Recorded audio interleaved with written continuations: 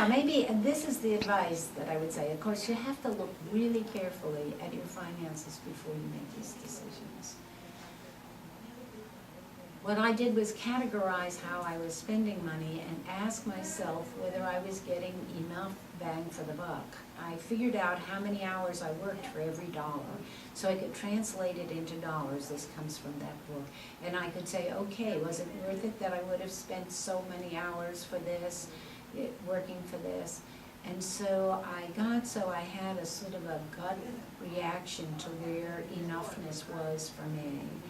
And when you've got that, that really helps you to know when it is time to lay it down, your working for money time in your life, and it has become pretty apparent where the joy is in your life, and you're holding that and looking at it so regularly that it speaks much more loudly than it would have otherwise.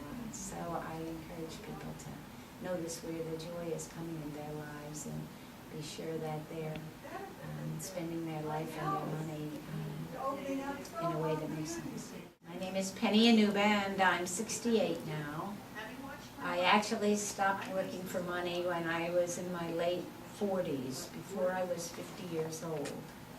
I decided that I would take a little bit of time off and try to figure out what I was doing with my life, and in the course of doing that, I came across an audio tape series which said that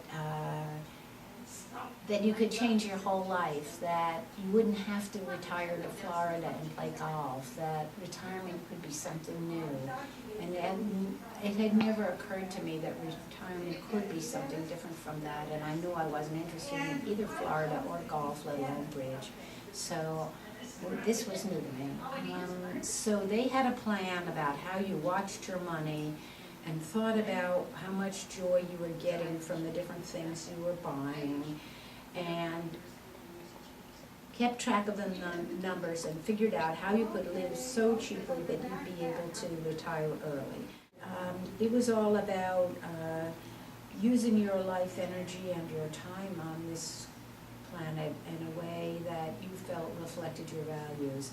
And I think I sort of hoped that would be instantly apparent to me what it was that I wanted to do at that time when I had it. And taking that time off, I could sort of see, and it certainly was true, that there's a lot of waiting. You don't always know exactly what it is that you ought to be doing with that time now that you have it. So those were issues for me that I had to do. Well, my dad always believed that you should, it was a big value for him being different, not trying to worry about whether other people would like you and things like that. And that was very important to him, to not have that, to not get caught in that circle. So I think he sort of set me up to be willing to march in a different direction than other people were. For a while, actually, I took a job that I worked at 1 day a week, not even a full day and not all the time, but pretty much to cover my health care, so I didn't have to have that expense. And I did that until maybe a couple of years ago. And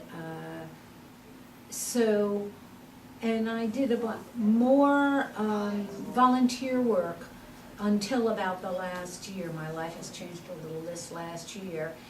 And I still do some volunteer work. I'm the chairman of the Committee on Aging for the Nearly Needy Friends, and so I do a few things here and there.